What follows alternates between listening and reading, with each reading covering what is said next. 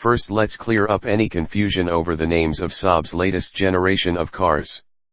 A Saab spokesman assured us that the cryptic 923 and 925 designations are not the company's office hours but in homage to the past. The number 9 is deeply rooted in Saab's history.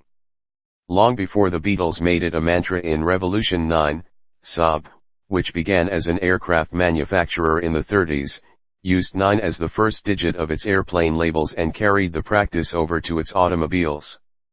Saab's first car, in 1949, was tagged 92, and the numbering system continued through the 90, 900, and 9000 series. As for the -3 and -5, they refer to the generations of Saab cars over all those years. As for Aero, we thought it might have something to do with aerodynamics. Wrong.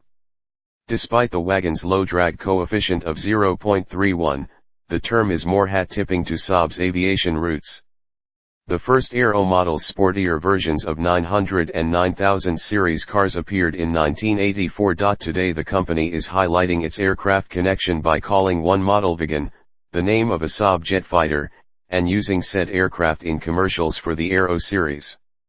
The irony here is that Saab, which is an acronym for Svenska Aeroplan Aktiebolaget, is no longer in the aircraft business. At least not Saab the automaker, which is a wholly owned subsidiary of General Motors. As such, we wondered, how much of Saab's actual heritage has seeped into its current cars. Over the years, Saab has appealed to enthusiasts with its eccentric styling, surprising performance, and lovable sort of quirkiness that set it apart from the general run of cars. Much of that is gone now, which isn't all that bad. Nostalgia is not a very productive engineering criterion. Still, there's much Saabishness about the Aero Wagon. Its styling is traditionally low-key, although its grille leaves no doubt about its identity. And the love it or hate it ignition switch is still on the floor between the front seats. More important, its all-around performance and generally solid, well-made feel do justice to Saab's rally-winning tradition. In our March '99 test of a 925 Wagon, we said it may be the best handling Saab ever built. The Aero variation is even more so. Its ride height is reduced by nearly half an inch, and the front and rear anti-roll bars are stiffer, as are the springs and dampers. The front and rear suspension bushings have been beefed up and the McPherson struts retuned with new pistons. The front brake discs are larger, and the Wagon's standard tires are grippy Michelin Pilot HX 225/45 WR17S. On the appearance side, the Aero Wagon is distinguished by flared rocker panels, a front air dam, and a rear valance.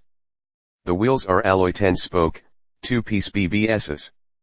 A sportier steering wheel with polished wood grips adds a luxo touch.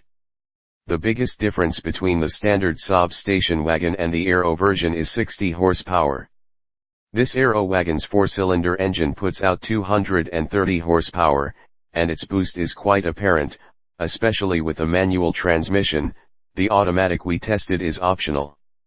The Aero inhales first gear so quickly that it takes a little practice to stay out of the rev limiter before snapping the smooth shifting, short throw lever through the gears. There's a noticeable tug of torque steer off the line with the manual, but this disappears with the automatic. Acceleration through the gears is more like a sports car's than a sports wagon's, and throttle response is impressive across the normal driving speed range. Seldom is a quick downshift required for passing, but when it's needed, the power is right there. The suspension tweaks and chassis changes in the Aero are also readily obvious. Its steering is light but communicative. In quick transitions there's little apparent body roll, and on high-speed sweepers the car takes a solid set and tracks around without a twitch. At lower speeds on twisty roads, the car is agile and responsive. We weren't able to test the Aero Wagon on the skid pad, but we expect the Wagon to corner about as hard as the sedan, which generates 0.86 G on the circle. The Wagon seats are firm and comfortable, and its controls, instruments, and interior fittings are well designed and intuitive to use. Among the useful options is a sliding rear cargo floor that rolls out beyond the sill and will handle a load of nearly 300 pounds, which makes stowing a lot easier and also provides a tailgate. At a base price of $43,192, compared with the standard Wagon's $33,695, the Aero extracts a toll for its virtues. But even at that steep tariff, it slots in quite comfortably among its few competitors in the Luxo sports wagon niche.